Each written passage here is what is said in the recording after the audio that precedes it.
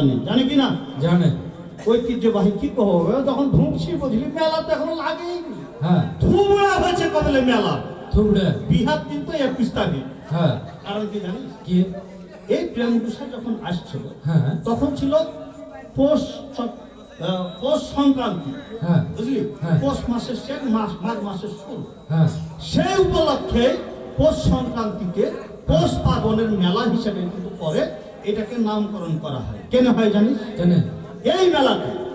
এই মেলাতে যে আয়োজন হয় সারা বাংলাদেশ থেকে বিভিন্ন অঞ্চল থেকে কিন্তু মানুষরা আসে, সাধু সন্ন্যাসীরা আসে, আয়োজন দেখে তার বুক ভরে যায়। হ্যাঁ আর বুক ভরে তো ভরে এই যে নতুন নতুন আমন ধান উঠেছে এখন কি নানারা আমন ধান উঠেনি?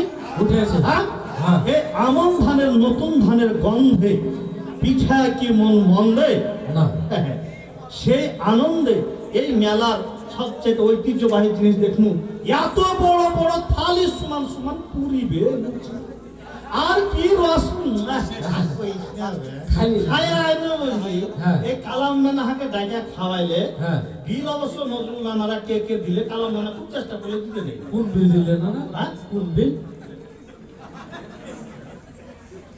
ভাবে টাকা দে টাকা। ওই এই কথা কহা মনে করেছে আলু গেলা লাগালছে এ বিল মনে দিয়েছে।